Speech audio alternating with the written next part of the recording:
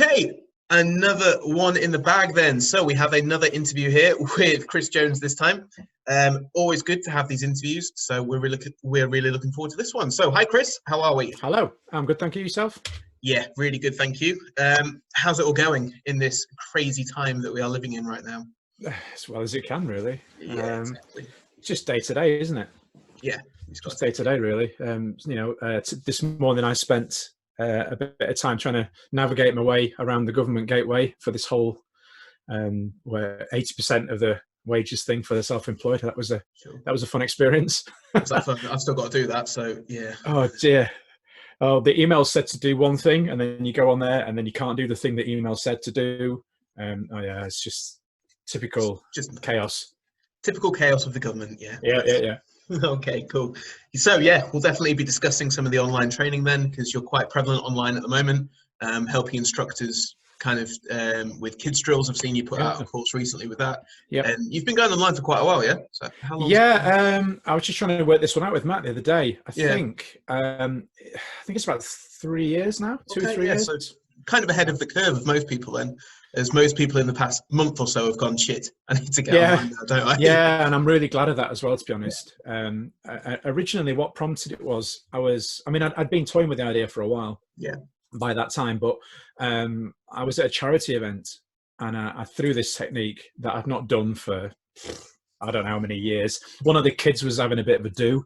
They were saying, "Oh, well, I can't do it," and I went, "Well, look, here's me, 40-year-old broken person. I can do it." And I threw myself, and I actually landed it. I wasn't expecting to. That was going to be the whole moral of the story, is we always try and all that stuff. Yeah. And I actually landed it, and I wasn't ready for it. And I just felt something like rip through my leg. And and I was told at the time that I was like so close to like permanent nerve damage or something. Oh, really? Yeah. Yeah. And I thought, I really need to get all of this on video. Yeah. In case I do actually really seriously break myself, which is, with me, it's quite possible. Yeah. And I've managed several times already. So I got it all on video. And then it just went from there. Initially I had all these videos. I didn't know what to do with them. I just thought, well, I've got all these videos, it's safe.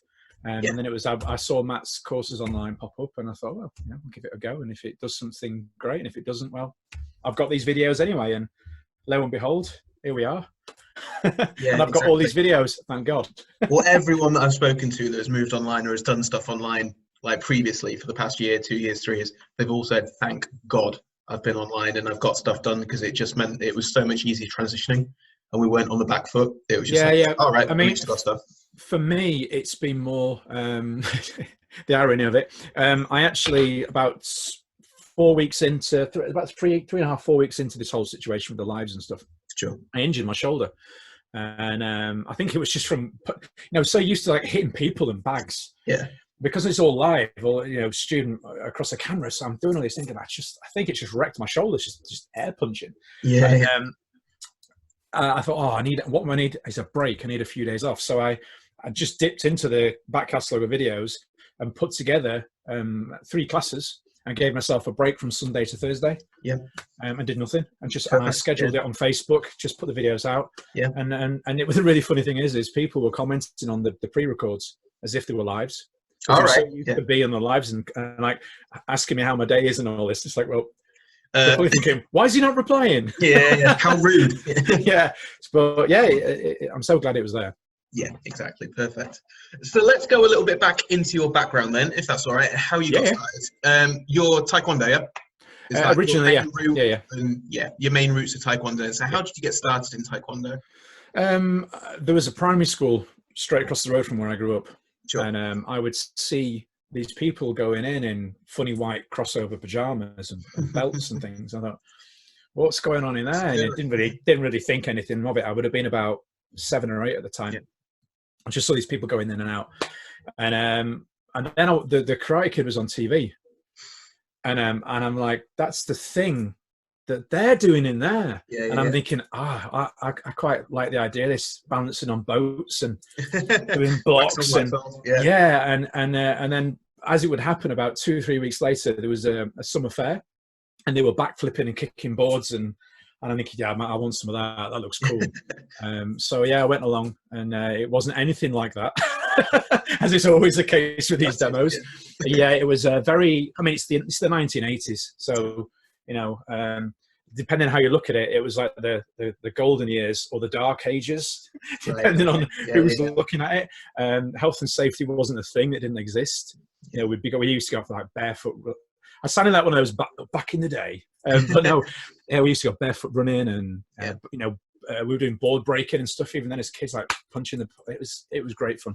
And when I joined, I think there was about 20 people, and when the club shut 4 years later, it was the same 20 people.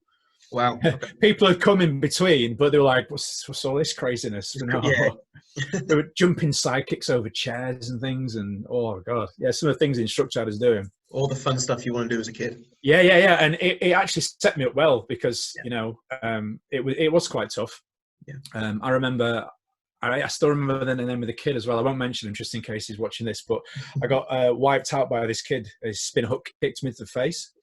And I remember it absolutely floored me. And I remember my instructor looking over me, and he picked me up and he went, "If you take that, lad, you'll be fine.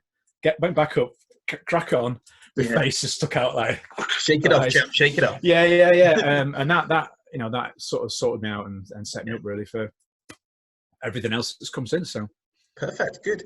So you continued going on with the Taekwondo for quite a while. How long did you do it for? Like, well, that started out in the Olympic Taekwondo system, because really that was where I grew up. That was it. There was that or judo, and I didn't like the look of judo. Was that the WTF? Yeah. Or WT or whatever they call it now. It just changes all the time. Yeah. Quite a different thing back then. I'm not going to get into the politics of all that, but it was quite a different art back then, shall we say?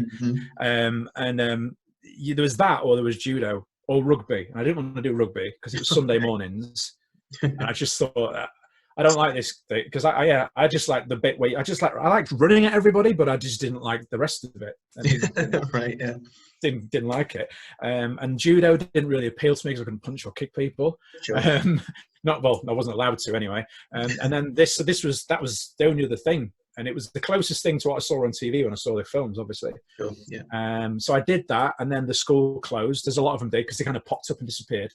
Okay. I floated around, finding other instructors connected to my instructor at the time, and that all kind of fizzled out eventually. Politics again, and then I actually ended up at an ITF school under an instructor called Kim Stones, which a lot of Taekwondo practitioners will be aware of him. 97 world champion, I think he was. Okay.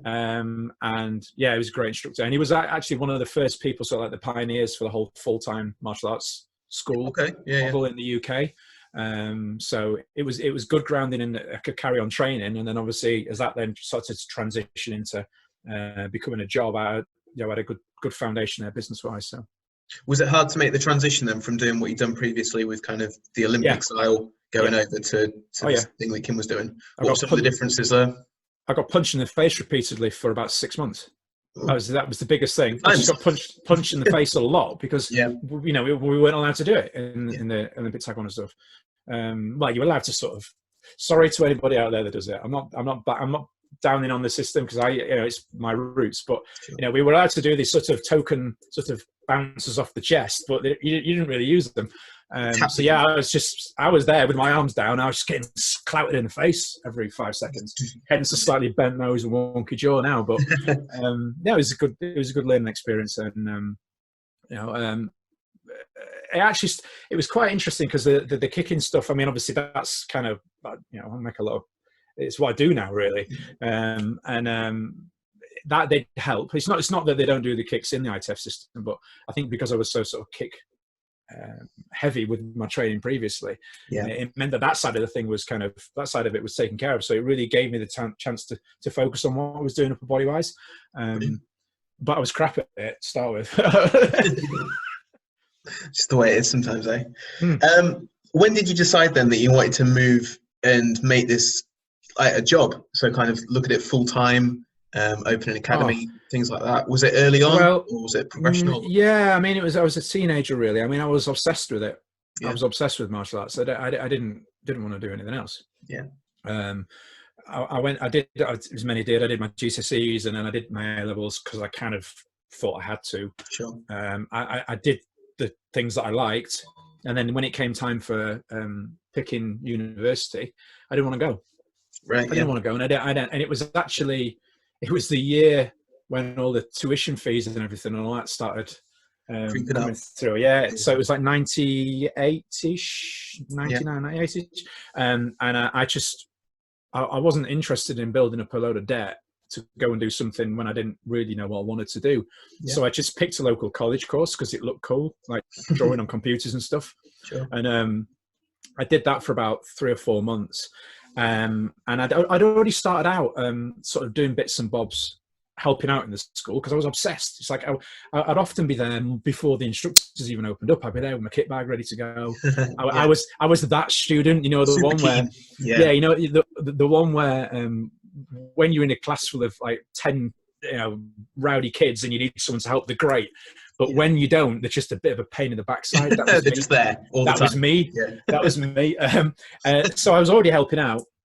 And then one of the instructors was injured, and I sort of filled in. Okay. And then that was it, really.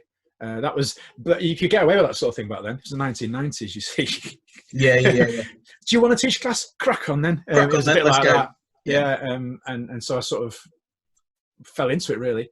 And that was 20-something years ago. Yeah. And were you quite a natural teacher? Do you think it came to you naturally? Did you struggle with it? No. I was passing on the information. I was awful initially. I remember, it seems so silly now as well, but looking back on it, I remember the head instructor at the time coming up to me and said, how it all began. He said, you're teaching a warm-up next week. And this was the Wednesday, and it was the Wednesday after. And I was panicking. I had a whole week to plan a warm-up.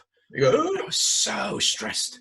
Sure. And I remember sort of muddling my way through it and thinking, no, this is horrible. I never want to do this ever again. And then, of course, you know, when this instructor was injured, I felt, I was kind of responsible partly for his injury, to be honest. Okay. Yeah. So felt obligated at that point. I punched him in the face. So I kind of had to do it. It was the right thing to do. So I was helping out with the teaching and doing it because I had to. And then it slowly got used to it. And the more I was doing it, the more I got used to doing it. I got all the sort of most common mistakes done early on, thank goodness, when I was working for somebody else. So by the time I was doing it for a job, I'd kind of gone through that period already. So. Iron those wrinkles out. Yes. Yeah. Yes. Then, because you've got an awesome full-time facility now that obviously the videos, things like that, looks really cool. So what kind of to doing that? Did you start off in school halls? Did you start off as most people do in that kind of way and then jump across, or did you go straight? Yeah, well, I was a bit, because I'd come out of working for somebody else they had 2 full-time schools. Okay. And I think they had something like 800 students or something. It was crazy. So my only real experience, other than what I'd done previously as a little kiddie in like primary schools, was working or training in these massive full-time facilities. So that was the bubble that I was in. I didn't really know anything different. You know, if we went to tournaments, we were in a massive hall or a sports center, but I didn't see anything else. Yeah. So I came out of this having worked for somebody else, just assuming that you just have a full-time school. That's the way it happened. That's what you do. Yeah. So I moved to the town that I live in now. Obviously, initially, I couldn't do that straight away. So I rented out somebody's dance studio, which is still there, actually, for about 6 weeks. Once I had 20 members, I remember it was 20 members, I decided that was enough to be able to cover the rent on a building around the corner. Right. That just it was tiny. It was literally, you could get about 6 people in it at the most. But it was a building and we could have it every day. So I jumped in there. We were there for about a year or so, maybe not even that. And then we moved to a bigger one, and then we just kept going up. But when I opened on day one, I only had those 20 members. That was it. And actually, no, we didn't even have all those because some of them didn't cross over. They didn't want to swap to monthly fees. But I just was like, oh, well, it'll work. But it was such a stupid thing, really. Was it like brave, stupid? It's just naivety. Yeah, just naivety. Because I'd been doing it for somebody else, I was just under the assumption that it would just work. Yeah, I didn't question it. I didn't question it. Whereas looking back now, it was a ridiculous thing to do. Well, But that's good in a way. it worked out. You've got that kind of Yeah, single-mindedness of going, this is just going to work. Like, I suppose it gets rid of any of the doubt and things like that people often hold people back. Yeah, well, I didn't have any, did I? Because I wasn't aware it was there. Yeah. It was just, it'll work. It'll be fine. Let's just do it. Perfect. Yeah. Okay. Let's talk about the TV and film. So you kind of got the action side of that. How did that all come about then? Well, I mean, that was sort of running hand in hand, sort of side by side with the obsessing with the training. Yeah. Because this was, to say, it was the 90s. So you had your martial law was on TV. You had Buffy the Vampire Slayer. Buffy the Vampire Slayer. You had favorite TV show ever. Yeah, you had Mortal Kombat series. Yeah, so all this stuff was sort of, it was really popular, and I was watching it, and obviously Jackie Chan movies, that sort of thing, and I'd always been attracted to the performance side because that's what originally got me hooked. Seeing that original demo with the board breaking, and we used to play out scenes from Best of the Best in the classes as kids when we were sparring. We used to fight over who's going to be Daehan, who's going to be Tommy Lee, who's going to and we'd reenact fight scenes whilst we were sparring. It was just the craziest thing. So that was all. It's always been there. And then again, the same sort of thing with the whole opening my school thing. I just went all in, just all in when I was sort of 19, 20. Yeah. And there was a period where if there was somebody that was in the industry, they had my video. In fact, there's probably people watching this now maybe that they've had at one point, they had one of my VHS tapes that I posted out. I don't even know how many, just tape after tape after tape after tape. And then I found that I could make VCDs on CDs. Yep. Not that very many people have VCD players over here, but I was like, and I send it with instructions on how to play them in the computer, and I post those out to everybody. Yeah. And I just did that just crazy until eventually somebody spotted one of the videos that I posted on a message board, if you remember those, back in the early 2000s. And he said, I'm filming this thing for a Jonathan Ross TV thing, late night, middle of the night TV show. Sure. Would you be interested in doing it? And then I did that, and then it sort of snowballed. One job went into the, and then I did. And I did that full on properly up until around 2008, 2009. Then I took a bit of a break. Yeah. I had a knee operation. Then my first child, my son, was born. Sure. And then my daughter was born, and I ended up taking a little bit of a break. I focused on the business, and then recent times I've been getting back into it again. So perfect. Good. Yeah. What was the career highlight for you working kind of up till 2008? Was there one? Yeah, I mean, but in different ways. One of the first things I ever did was one of the very first jobs I did was the Royal Variety Performance. It was in 2000, and that was nuts. I mean, I was just this kid from Doncaster, and what had happened was there was a team. Silvio Simek was in it. Yep. And there was Ashley Beck, and a whole host of other names have gone on to do massive things now. And somebody got injured. And the day before, literally it was the day before, somebody, one of the people involved, called me and said, will you come and fill in for this guy that's injured himself? And I just said yes. And I'm like, and then I put the phone down and I'm like, I'm in South Yorkshire and they're filming this in central London. Yeah. And I don't have a car. Right. What am I going to do? Well, I found a car, and I got part of the way there, and then I blagged lifts, and anyway, I got there, and then I was on the Royal Variety Show. I'm like, what's this all about? It's crazy. So that it definitely is, because that year the Queen was there. Yeah. Perfect. So went on the stage, and I could just sort of look up to the right, and she was just like there in this box, like the Queen was there. Yeah, yeah. Obviously, we'd be given instructions not to stare, and we got. But what was cool was with a friend of mine that actually got me involved with it. We noticed that one of the security doors it closed really slowly, and we didn't have the passes to get backstage, so we just waited till somebody went through, and then we bolted through and we got backstage. Nice. And then we were just walking around knocking on the dressing room doors just to see who was in. So you knocked the door, and then Vinnie Jones came to the door, knocked on the door, and then someone. And so we just went around all the doors, not because we were oblivious. We didn't really know what we were doing. We were lucky we didn't get kicked out. Well, we went around knocking on the doors, getting photos of all the people that were on it that year. And there was Julian Clary, there was all sorts of people. Paul O'Grady was there. Elton John was there that year as well, I think. Yeah, so it was nuts. Wow. And I got a photograph for my mum with Donny Osmond.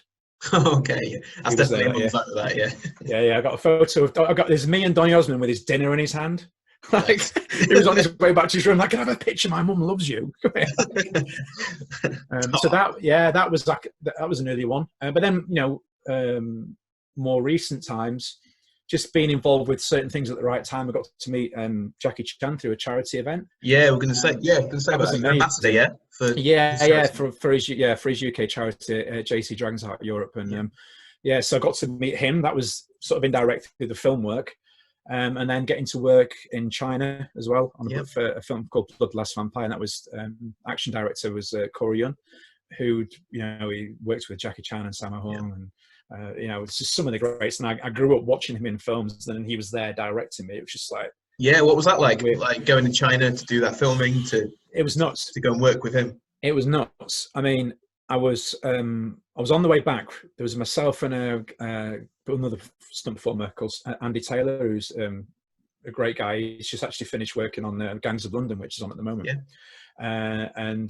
We were on our way back from working on a production in Norway, and I got a call from a good friend of mine called Mike Leader, who said, "Oh, we need you for this film. Will you come out and do it?"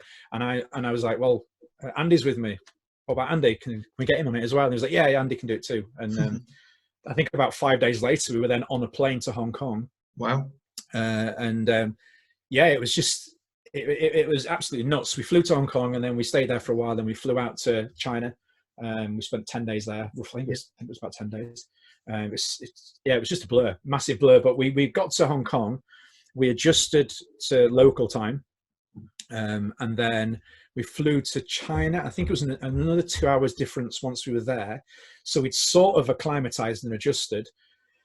We'd spent the whole day traveling to get there, because we flew into China, and we had like a 5-hour car journey to get where we were filming. Which was really dodgy. They didn't know what we were saying. We didn't know what they were saying. We just literally were in a car with some people. We didn't know who they were. Yeah, they kept taking detours to pick up equipment, like down the back of alleyways and stuff. We were like, we're not coming out of this alive. Seriously. So by the time we got there, we got on set, and then they said, "Oh yeah, you're starting about an hour. Go and get ready." And it was night shoots. So we were like, "Oh, joking." Yeah. So if we'd have just stayed on UK time, we would have been actually prepped perfectly for it because of the time difference. But we hadn't. We'd like sort of rushed to get used to the local time, and then found out it was a night shoot. We were like, "Oh no." So the first day we just sort of rolled into it, sort of off the back of adjusting to local time, and then going to we were like zombies. It was horrible. Craziness. Cool.